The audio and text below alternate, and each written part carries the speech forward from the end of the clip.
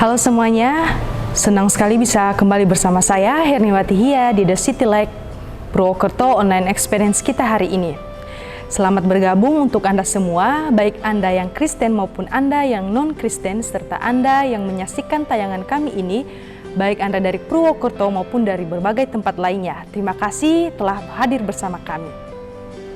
Hari ini kita akan bersama-sama mendengar pesan Tuhan yang akan disampaikan oleh Ibu Pendeta Lois Sutopo dengan tema berkualitas bukan viral.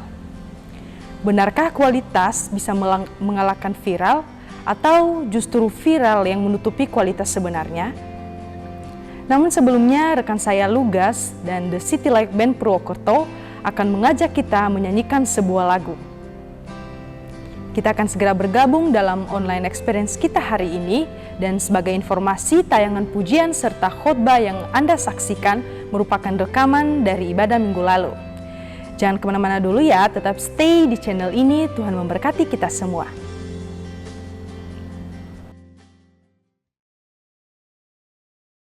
Bapak Ibu Saudara, senang sekali bisa menyapa Anda pada hari ini. Saat kita terbangun setiap harinya, saat itu juga Tuhan memberi kita kesempatan untuk menyenangkan hatinya. Dan hari ini kita mau pakai kesempatan itu dengan baik. Setuju Bapak Ibu? Setuju. Mari kita mau bangkit berdiri bersama. Kita angkat suara kita mau nyanyi bagi Dia.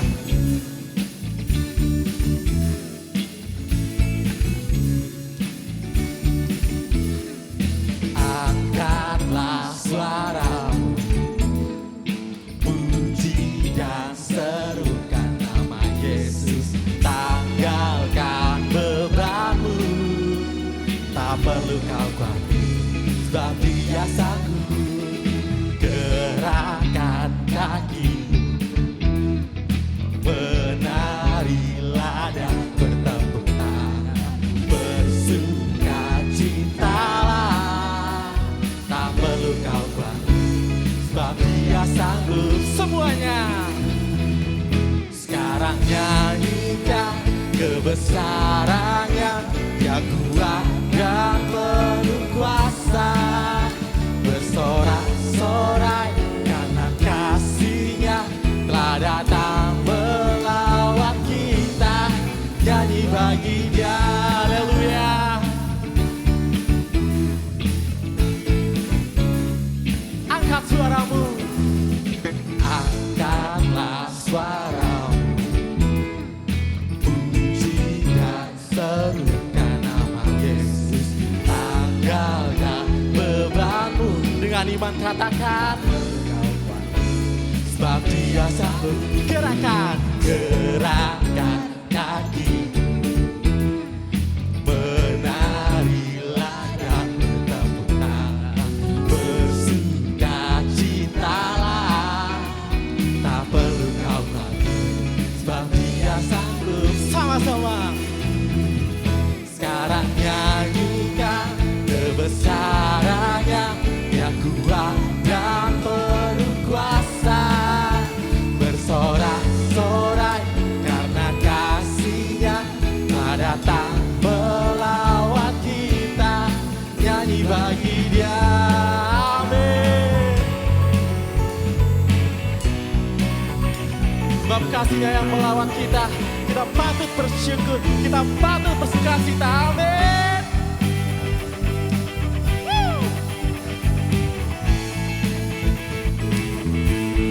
Biar musik memuji Tuhan, kita mau nyanyikan lebih lagi. Mari jemaat Tuhan saja, sama-sama kita katakan. Sekarang nyanyikan kebesarannya, Dia kuat dan penuh kuasa, bersorak-sorai karena kasih-Nya telah datang melawat kita. Nyanyi bagi Dia, oh, sekarang nyanyikan kebesarannya, Dia kuat dan penuh kuasa, bersorak-sorai karena kasih-Nya yang datang melawat kita. Nyanyi bagi Dia, nyanyi bagi Dia, nyanyi bagi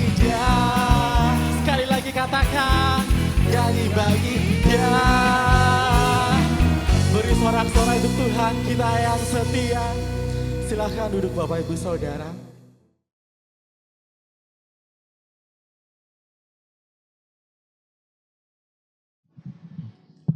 Selamat sore Bapak Ibu semuanya. Senang sekali sore hari ini kita boleh berkumpul bersama-sama dan beribadah kepada Tuhan. Saudara-saudara, sebulan lagi kita akan meninggalkan tahun 2025 dan memasuki tahun baru 2026. Rasanya cepat sekali ya. Baru memasuki tahun 2025, sekarang sudah hampir habis, kurang 1 bulan lagi. Dan hari ini saya akan mengajak Bapak Ibu semuanya untuk merenungkan apa yang sudah kita lakukan sepanjang tahun 2025 ini.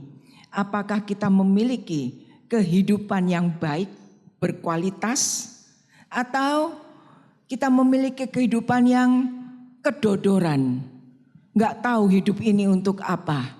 Saudara-saudara, seringkali dengan mudah kita menilai, melihat seseorang, kekurangan seseorang, sedangkan hidup kita sendiri masih penuh dengan kekurangan dan kita tidak sadar. Nah, saudara-saudara, berbicara tentang hidup yang berkualitas atau hidup yang bermakna, tentunya ada kaitannya dengan menjalankan kehidupan sehari-hari. Kita akan mendapati suatu fakta bahwa kehidupan yang kita jalani setiap hari itu sangat singkat dan akan berhenti, akan habis. Dan Alkitab juga menegaskan kepada kita bahwa usia manusia pada umumnya 70 tahun kalau dia kuat. Atau dia bisa mencapai garis 80 tahun.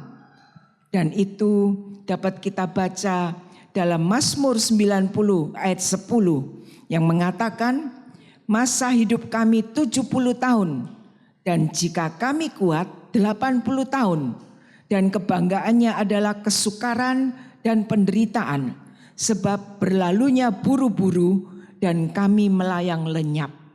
Jadi usia 70 tahun kalau bisa 80 tahun, apa yang didapat dalam usia itu? Dikatakan kebanggaannya adalah kesukaran dan penderitaan. Kalau kita melihat orang-orang yang sudah berusia 80 tahun, kadang-kadang dia merasa kesepian di rumah sendirian. Ya, saya pernah mengunjungi seorang ibu, dia mengatakan, aku punya anak 5 orang, tapi semua anakku tidak bersama dengan aku ketika aku sudah tua. Sangat menyesakkan ya saudara-saudara. Lalu saya berkata kepada dia, enggak apa-apa, di sini kan ada teman juga di rumah ini. Dan satu teman yang tidak pernah meninggalkan kamu adalah Tuhan Yesus Kristus. Dia bilang, iya memang Tuhan enggak pernah meninggalkan aku. Tetapi dalam kehidupan sehari-hari tentunya aku juga pengen bertemu, berkumpul dengan anak-anakku. Itu orang tua saudara-saudara. Dan itu juga saya rasakan dalam kehidupan saya. Karena itu kalau anak-anak sudah lama gak datang, saya bilang pulang. Ya, pulang, kumpul di rumah. Saya katakan ayo kita mau kemana. Yang pertama yang harus kita jaga, persekutuan di dalam keluarga. Kalau kita punya persekutuan di dalam keluarga, itu persekutuan yang sangat memberkati untuk hidup kita, orang lain yang melihat juga diberkati. Nah, saudara-saudara, makna kualitas hidup dapat didefinisikan dalam 2 kategori, kategori umum dan kategori pribadi. Kategori umum, apa sebenarnya tujuan manusia itu ada di dunia? Apa sebetulnya makna kehidupan manusia secara umum? Dan kategori pribadi, apa makna hidup saya?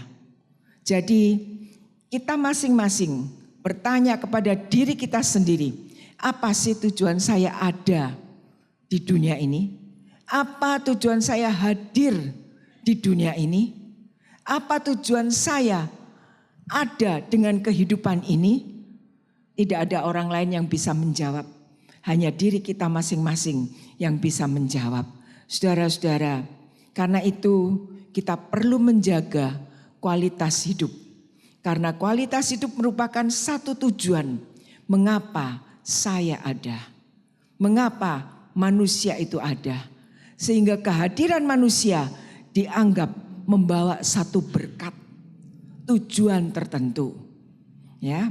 Nah, seorang dokter bernama Viktor Frankl adalah seorang terapi yang menekankan bahwa manusia itu harus mempunyai kualitas hidup. Manusia itu harus mempunyai makna hidup. Tanpa memiliki makna hidup atau kualitas hidup, manusia itu sebetulnya kehilangan hidup itu sendiri.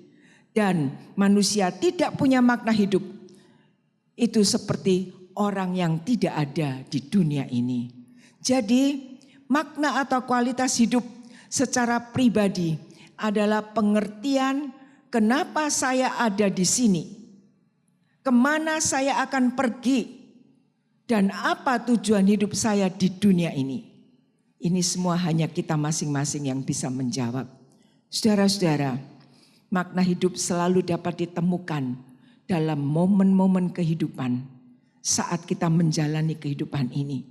Bahkan saat dalam penderitaan dan kepedihan kita juga akan menemukan makna hidup. Ada seorang pernah berkata kepada saya, orang ini tidak pernah sembuh dari penyakitnya. Semasa gadis sampai dia meninggal, pusing kepala itu tidak pernah berhenti. Nah, saudara-saudara, dia seringkali berdoa minta kesembuhan dari Tuhan, tapi Tuhan tidak menyembuhkan. Dengan penyakit pusingnya itu, dia tetap setia kepada Tuhan. Sampai pada satu ketika dia berkata pada kami, pada saya dan suami saya, memang mungkin Tuhan tidak menjawab doaku supaya aku sembuh dari pusing ini. Tapi saya tahu rencana Tuhan itu baik. Mungkin kalau saya sembuh dari pusing, lalu saya bisa melakukan banyak tugas yang lain, saya lalu lupa kepada Tuhan. Tapi dengan penyakit pusing ini, Tuhan membuat saya lebih bertekun kepada Tuhan. Dan saudara tahu, dulu kita ada doa malam jam 7 malam, dia pasti datang. Ya, doa Jumat dia pasti datang. Doa pagi, kadang-kadang sebelum ke pasar, dia datang berdoa. Dia hanya minta Tuhan, kuatkan aku, sembuhkan pusingku. Tetapi sampai akhir hidupnya, Tuhan tidak pernah menyembuhkan pusingnya. Saudara-saudara, tapi dia tetap setia kepada Tuhan. Kita tidak tahu apa yang menjadi maksud Tuhan dalam kehidupan ibu ini. Tapi yang saya tahu, dari awal dia percaya Tuhan, dia tidak pernah mengundurkan diri dari Tuhan. Dan itu satu kekuatan, sehingga hidupnya boleh menjadi berkat bagi banyak orang. Nah, saudara-saudara, sewaktu seseorang kehilangan makna hidup, yang akan terjadi adalah dia akan mengalami banyak masalah. Yang akan membuat kesehatannya terganggu, tergoncang, ya, tidak lagi punya keseimbangan hidup. Hidupnya itu merasa kosong dan tidak berarti lagi. Tetapi kalau kita punya makna hidup, maka hidup kita itu akan berarti dan berguna, memberkati banyak orang. Ada seorang ayah ya yang sudah berusia 70 tahun, dia berkata, aku ingin mencoba menghitung 70 tahun usiaku. Apa saja yang sudah aku lakukan selama 70 tahun ini. Lalu dia menghitung-hitung, mengingat-ingat, lalu dia mengatakan ternyata waktu yang paling banyak aku gunakan yaitu untuk tidur. Ya, untuk tidur. Dia mencatat waktu yang digunakan untuk tidur 23 tahun. Waktu yang digunakan untuk bekerja 16 tahun. Waktu yang dipakai untuk nonton, ya, nonton TV, nonton bioskop itu 8 tahun. Waktu yang dipakai untuk makan 6 tahun. Waktu yang dipakai untuk pergi jalan-jalan 6 tahun, ya. Lalu waktu yang dipakai untuk santai-santai dan berfoya-foya 4,5 tahun. Sakit 4 tahun, pakai baju 2 tahun, dan beribadah hanya 0,5 tahun, kurang dari 1%. Saudara-saudara, mungkin kita juga terkejut dan kita menganggap itu hal yang biasa. Dengan banyaknya waktu yang kita buang dengan sia-sia, banyaknya waktu yang kita tidak gunakan dengan sebaik-baiknya, dan kita sementara waktu-waktu itu berjalan, kita mulai sedikit demi sedikit menyesali apa yang sudah kita lakukan. Saudara-saudara, untuk hal-hal yang rohani, seringkali kita menyediakan waktu itu begitu minim, begitu pelit, ya, sampai kalau dihitung dalam kehidupan ini belum ada 1%. Tapi ketahuilah, Tuhan tetap mengasihi saudara dan saya. Tuhan tetap memberikan kesempatan bagi kita untuk memperbaiki diri. Saudara-saudara, kita bisa membuat catatan tentang kehidupan kita. Ya, mungkin saudara ingin mencoba mencatat berapa persen sih, berapa banyak waktu yang kita berikan untuk Tuhan. Gak usah 1 tahun, 1 hari saja. Mulai besok Pak Yaro dihitung. Ya, dari bangun jam 4 sampai jam 4 sore, 12 jam aja. Berapa persen yang diberikan untuk Tuhan? Berapa persen yang digunakan untuk yang lain-lainnya? Kita mungkin tidak bisa menilai kehidupan kita selama 1 bulan, tapi 12 jam pertama. Coba kita hitung. Ya, kita hitung. Saudara-saudara, dan saya belajar menghitung. Saya setiap kali bangun jam 3 atau jam 4 pagi, saya ke kantor, ya, lalu saya berdoa, membaca Alkitab, membuka renungan, mempersiapkan khotbah-khotbah. Dari jam 4 itu bisa sampai jam 9. Berarti puji Tuhan, waktu saya tidak terbuang untuk hal yang sia-sia. Sesudah itu selesai, baru saya mengerjakan yang lainnya. Dan Tuhan memimpin dan memberikan kekuatan kesehatan bagi kita semuanya. Nah, saudara-saudara, setuju atau tidak setuju, dalam kehidupan ini penuh dengan pilihan. Kita bisa memilih hidup bermakna atau menjalani hidup yang sia-sia. Itu semua jadi tanggung jawab kita. Kita bisa memilih hidup memuliakan Tuhan atau memilih hidup yang mencemarkan nama Tuhan. Itu tergantung dari kita semuanya. Pada saat memilih, kita bisa mengandalkan diri sendiri dan hanya memperhatikan kepentingan sendiri. Tetapi kita juga bisa memilih untuk mengandalkan hikmat Tuhan, untuk memuliakan Tuhan, sehingga pilihan yang kita lakukan itu benar-benar memberkati dan memuliakan nama Tuhan. Dan ini semua tergantung dari pilihan kita masing-masing. Siapa yang kita andalkan? Diri sendiri atau hikmat Tuhan untuk memuliakan Tuhan?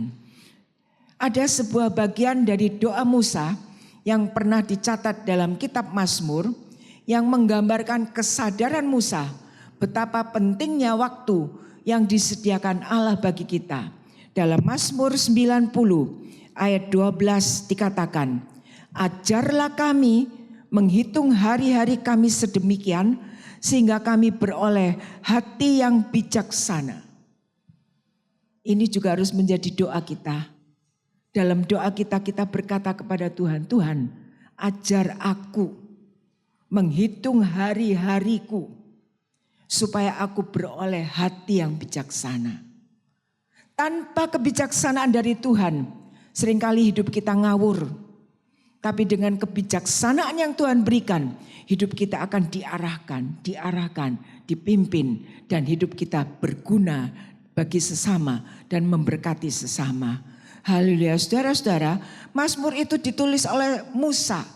Musa ini seorang pemimpin besar, ya, pemimpin rohani yang luar biasa. Dan secara umum kehidupan Musa itu dibagi jadi 3 periode. Yang pertama, 40 tahun pertama, Musa dilahirkan, diangkat oleh putri Firaun, dibesarkan di kerajaan Mesir, dan dia menjadi seorang pangeran yang hebat. pangeran muda yang hebat. 40 tahun kedua, masa Musa harus berada di tanah Midian. Dia harus bekerja sebagai penggembala kambing domba milik mertuanya dan dianggap sebagai orang yang gak berarti. Ya kan, seringkali penggembala domba kita sepelekan. Padahal tugas mereka itu sangat berarti. Kalau gak ada penggembala domba kita gak bisa makan daging. Ya kan, kita cuma makan sayur terus. Nah, periode ketiga 40 tahun terakhir, periode terakhir dalam kehidupan Musa. Itu dimulai ketika Musa diperintahkan oleh Tuhan memimpin bangsa Israel keluar dari Mesir. Dan dia berjalan di padang gurun selama 40 tahun menuju ke tanah perjanjian. Di mana saat itu Musa sadar bahwa Tuhan adalah segalanya. Di padang gurun, apa yang harus dilakukan? Tanah yang kering, apa-apa sukar didapat, makan minum sukar. Tapi satu hal yang Musa pegang, yaitu Tuhan satu-satunya sandaran hidup bagi dirinya. Saudara-saudara, ini mengajarkan kepada kita juga. Dalam kehidupan kita semuanya, jangan kita mengandalkan manusia, tapi kita belajar mengandalkan Tuhan dan menyerahkan hidup kita kepada Tuhan. Kita boleh memiliki berbagai macam pekerjaan.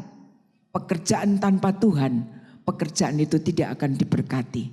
Pekerjaan bersama Tuhan, pekerjaan itu akan diberkati dan memberkati diri kita dan juga orang lain. Haleluya. Dalam tulisannya di Mazmur, Musa banyak merenungkan tentang makna perjalanan hidup manusia, khususnya perjalanan hidupnya sendiri. Ya, dia berpikir umur panjang itu Tuhan anugerahkan. Kalau umur panjang itu dianugerahkan oleh Tuhan, apa yang dia harus dilakukan dengan umur panjang? Dia harus mengisi umur panjang itu dengan hal-hal yang bermanfaat, ya, dengan hal-hal yang berguna. Seringkali manusia punya umur panjang, tapi dia tidak berpikir untuk apa umur panjang yang didapat oleh dirinya dari Tuhan. Saudara-saudara, umur panjang yang Tuhan berikan, mari kita gunakan untuk mempermuliakan nama Tuhan. Kita gunakan dengan sebaik-baiknya. Ayah saya selalu berpesan kepada anak-anaknya, kalau Tuhan memberkati kamu umur panjang, jangan sia-siakan umur itu. Kalau Tuhan memberkati kamu dengan umur panjang, gunakan umurmu untuk melayani Tuhan. Kalau kamu diberkati Tuhan dengan umur panjang, jangan menjadi orang yang sombong. Dan itu terus kami ingat. Dan kami saling mengingatkan. Beberapa hari yang lalu, adik saya baru pulang dari Kanada karena menemani adik saya Paul yang habis menjalani operasi jantung yang cukup berat. Ya, operasi itu berjalan 8 jam. Jadi sesudah 8 jam, adik saya dan keluarganya, anak-anaknya Pak Paul, istrinya itu khawatir. Bisa sadar lagi enggak ya? Sudah lebih dari 8 jam. Harusnya waktunya sudah bisa sadar. Kenapa ini belum sadar? Lalu kontak kami semua, kami berdoa bersama-sama. Kami mohon Tuhan tolong supaya Tuhan cepat memberikan adik Paul ini supaya biasa siuman. Dan lewat 1 hari baru dia siuman. Siuman itu juga hanya sebentar. Saudara-saudara, siuman hanya sebentar, melek lalu merem lagi.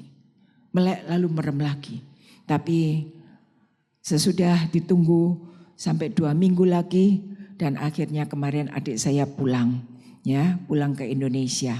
Saudara-saudara, umur panjang adalah anugerah dari Tuhan. Saya berkata kepada adik saya, Tuhan masih mau memakai hidupmu. Tuhan memberkati operasi ini sehingga kamu umurnya ditambah oleh Tuhan.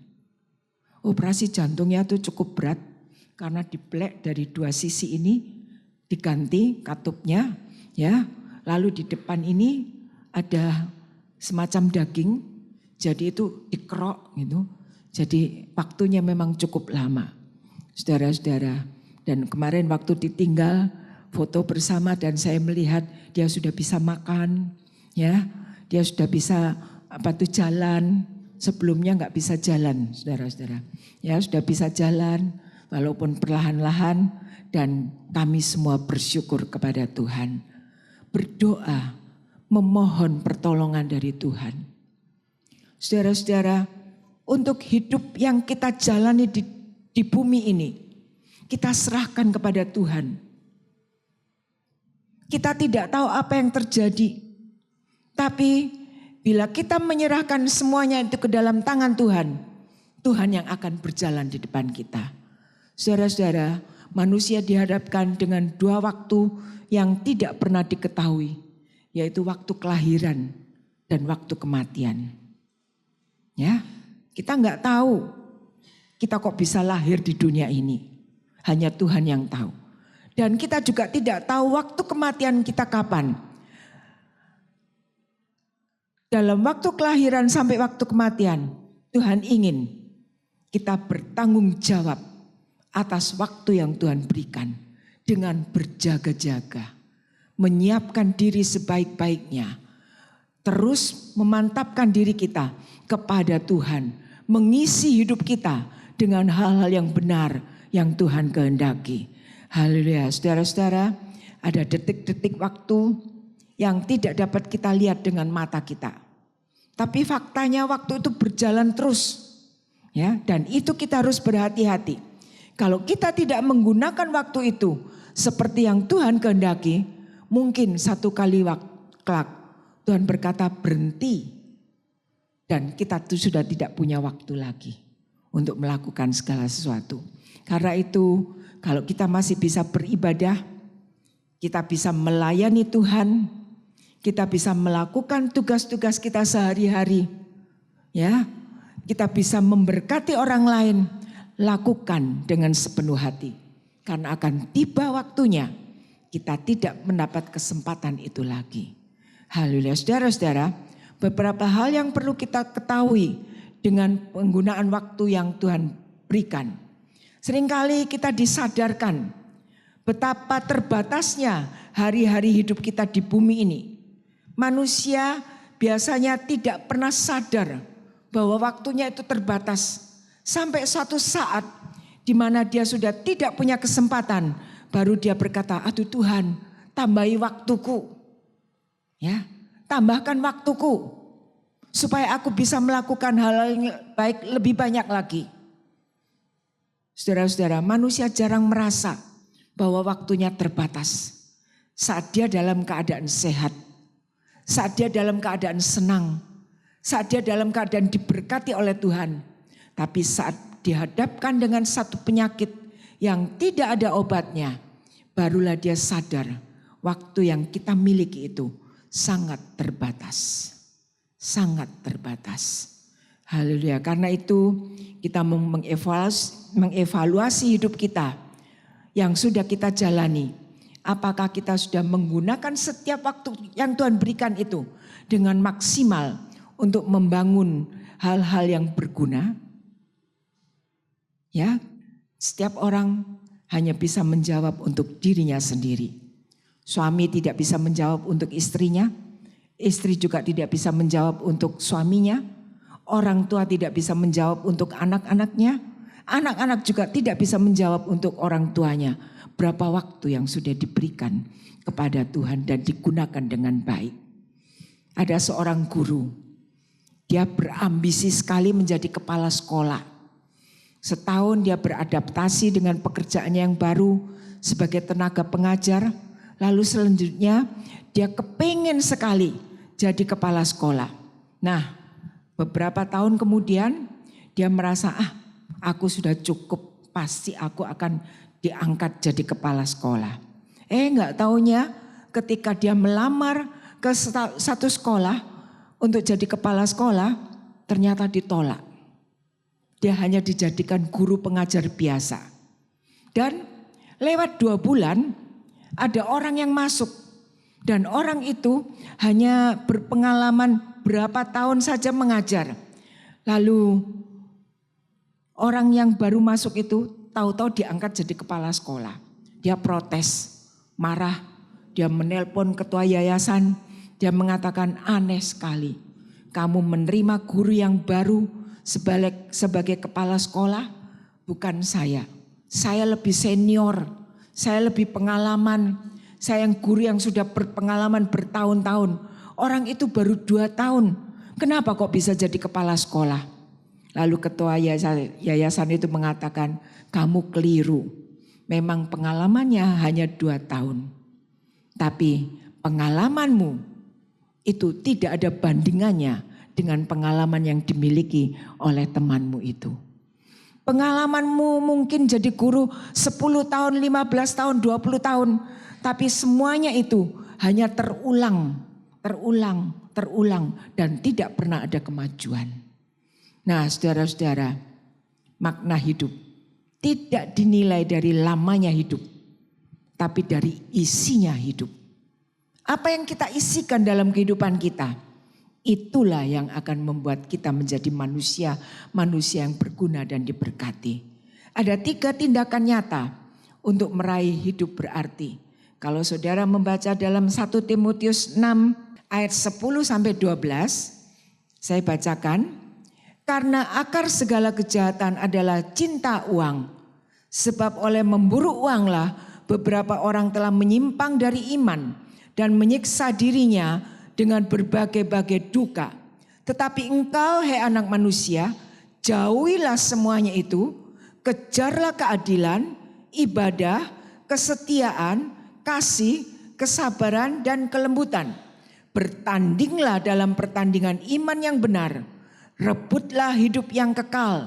Untuk itulah engkau telah dipanggil dan engkau telah ikrarkan ikrar yang benar di depan banyak saksi. Saudara-saudara, rutinitas hidup seringkali membuat kita merasa hidup ini gak guna. Hidup ini gak bermakna.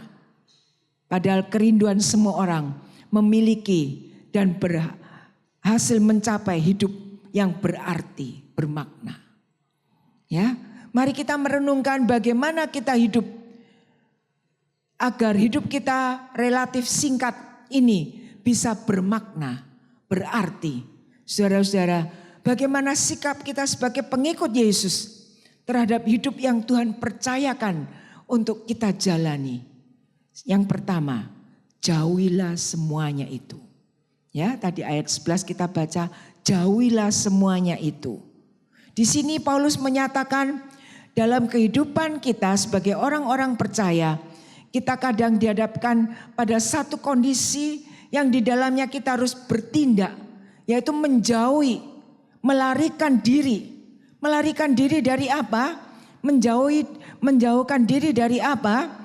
Kalau kita baca dalam 1 Timotius 6 ayat 9 sampai 10, di situ dikatakan kita harus menjauhkan diri dari cinta akan uang. Karena cinta akan uang itu mencelakakan diri kita. Ya, di sini Paulus melukiskan ancaman bahaya bagi mereka yang menjadikan dunia dan segala milik dunia ini sebagai tujuan hidup dan ilah mereka. Sebelum kita punya pekerjaan, kita minta, Tuhan beri aku pekerjaan. Nanti kalau aku bisa bekerja, aku bisa memberi sesuatu untuk Tuhan. Tapi sesudah Tuhan memberi kita pekerjaan, kita lupa. Ya, pernah saya bertanya, kok lama kamu gak ibadah? Aku repot, ya. Aku repot, banyak pekerjaan yang gak bisa ditinggalkan. Belum punya pekerjaan, minta pekerjaan. Sesudah diberi pekerjaan oleh Tuhan, repot katanya. Saudara-saudara, nah Paulus mengingatkan kita, jangan sampai kita terjebak, ya. Jangan sampai kita terikat dengan ikatan-ikatan dunia yang membuat kita sendiri rugi. Saudara-saudara, kalau kita terikat dengan ikatan-ikatan dunia, kita akan mengalami kemerosotan rohani yang membawa berbagai duka dalam kehidupan. Ketidakpuasan akan muncul, ya, sebentar-sebentar protes, sebentar-sebentar orang ini salah, dirinya sendiri yang benar. Karena apa? Karena tidak puas. Ketidakpuasan membuat kita berontak. Ketidakpuasan membuat kita menyalahkan orang lain. Ketidakpuasan yang kita miliki menjatuhkan orang lain. Ini semua harus kita singkirkan. Nasihat Paulus dalam ayat 11 tadi, agar kita menjauhi semuanya itu, ya. Menjauhi semua itu, melarikan diri dan tidak tetap tinggal di tempat itu. Ada salah seorang anak John Noble menyaksikan apa yang terjadi di tengah keluarga ayahnya. Ayahnya ini dulu bukan orang yang diberkati oleh Tuhan karena usahanya yang begitu ketat, ya. Dia melakukan usahanya, lalu Tuhan memberkati usaha John Noble ini. Nah, ketika Tuhan memberkati John Noble ini dulunya aktif sekali beribadah, aktif pelayanan, membawa seluruh keluarganya beribadah kepada Tuhan. Setiap malam di rumahnya ada persekutuan doa. Nah, ketika Tuhan sudah memberkati John Noble ini dengan pekerjaan yang begitu maju, kehidupan rohani itu lambat laun merosot, ya. Lambat laun merosot. Mereka mulai jarang beribadah. Anak-anak saja yang pergi. Lalu di rumah biasanya ada persekutuan doa. Si ayah ini berkata pada anaknya, "Kamu yang doa, ayah lagi repot," katanya. Ya, lalu anak-anak itu berdoa sendiri. Nah, waktu makan biasanya kepala keluarga memimpin doa. Sekarang kepala keluarga berkata, "Ayo salah satu anak yang berdoa, bersyukur kepada Tuhan." Bapaknya enggak perlu bersyukur, makan aja, saudara-saudara. Lalu anak ini berkata, "Pak, Tuhan telah membuat keluarga kami makmur. Tuhan telah membuat keluarga kami diberkati oleh Tuhan. Sementara Tuhan memberkati kami, aku dari anak-anak sampai dewasa menyaksikan bahwa Bapak selalu memimpin kita berdoa, selalu mengajak kita membaca Alkitab, selalu membawa kita untuk beribadah kepada Tuhan.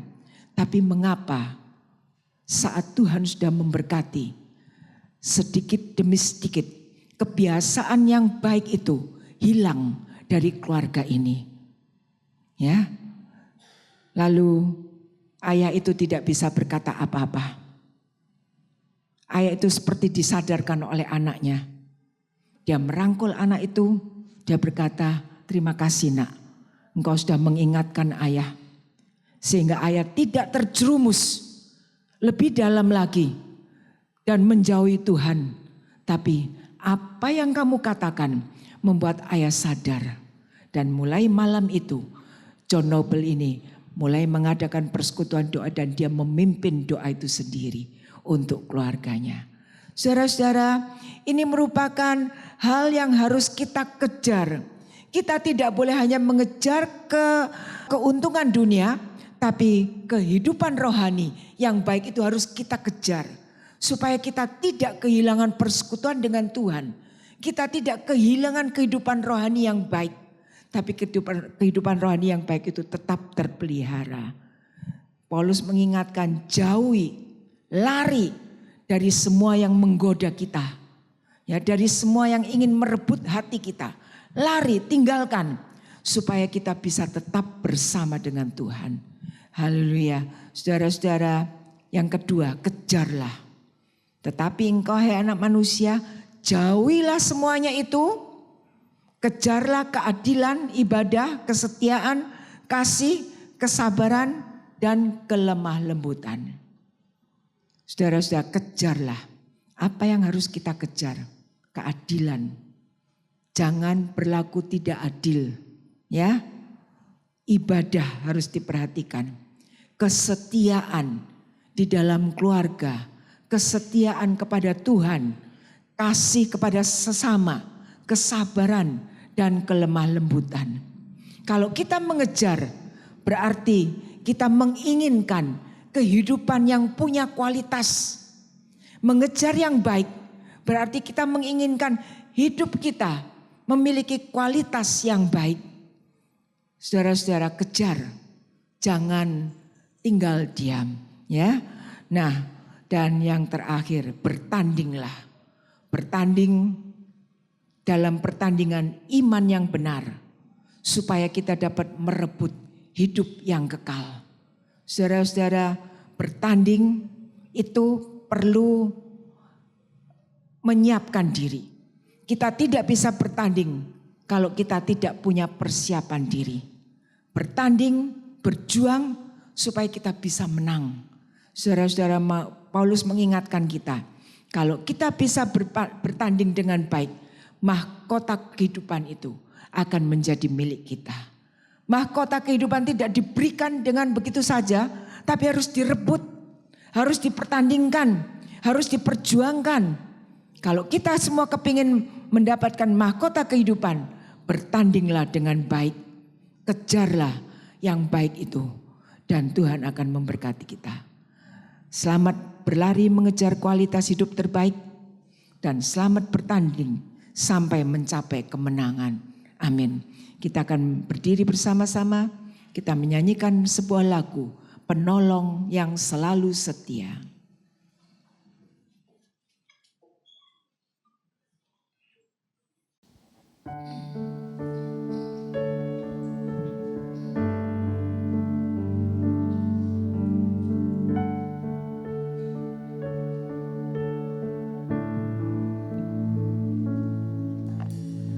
Penolong yang selalu setia, memenuhi keperluanku. Tak pernah dia mengecewakan. Yesusku tak pernah gagal. Penolong yang selalu setia. Penolong yang selalu setia, memenuhi keperluanku.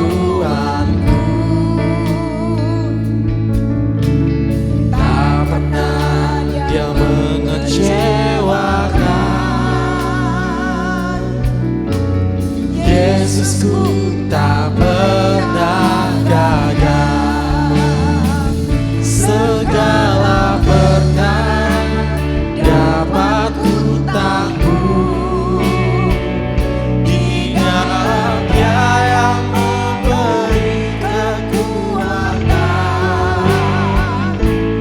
Tuhan Yesus penolong dan sahabat, tetap percaya Tuhan setia.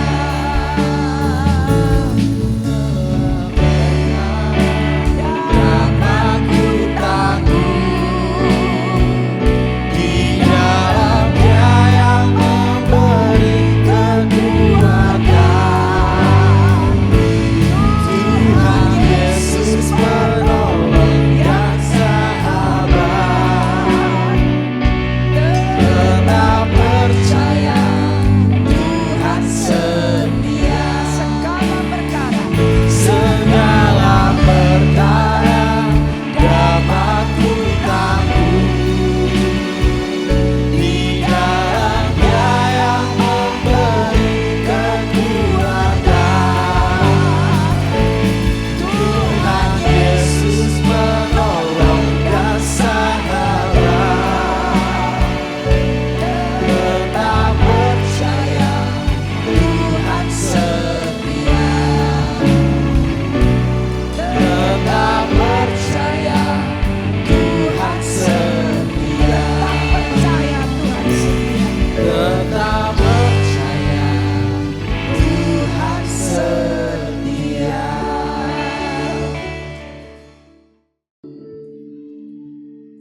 Kami percaya akan kesetiaan Tuhan. Karena Tuhan selalu menjadi penolong dan sahabat kami yang terbaik. Tuhan tidak pernah meninggalkan kami. Kekuatan baru selalu Tuhan berikan bagi kami. Terima kasih Tuhan untuk semua kebaikan yang Tuhan limpahkan dalam kehidupan kami.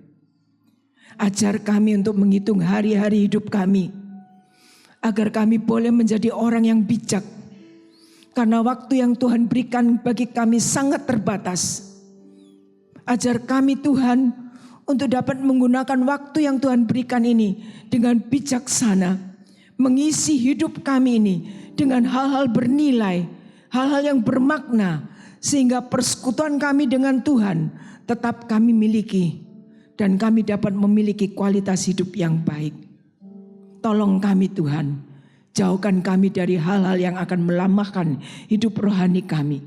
Beri kami keberanian untuk terus bertanding, untuk terus berjuang, agar kami dapat mencapai kemenangan-kemenangan bersama dengan Tuhan.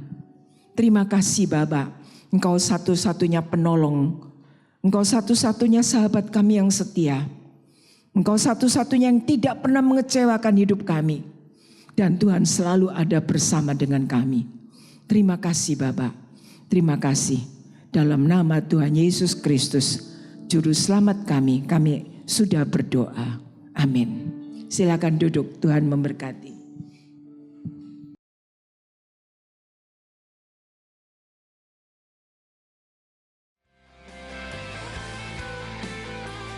Hidup yang berkualitas itu bukan soal panjang umur, tapi seberapa dalam makna yang kita isi dengan tujuan, dengan kerendahan hati dan hati yang selalu bersandar pada Tuhan di setiap proses kehidupan. Terima kasih Ibu Pendeta Lois Sutopo atas pesan Tuhan yang telah disampaikan bagi kita semua. Tuhan Yesus memberkati. Terima kasih banyak untuk semua volunteer di The City Light Purwokerto, TCL Band, tim multimedia, dan para kameramen. Tetap semangat dan terus giat melayani Tuhan. Juga Anda semua yang telah menyaksikan tayangan kami ini dengan setia, terima kasih. Untuk Bapak Ibu yang ingin memberikan persembahan rutin maupun perpuluhan, silakan transfer langsung ke rekening gereja yang ada di layar.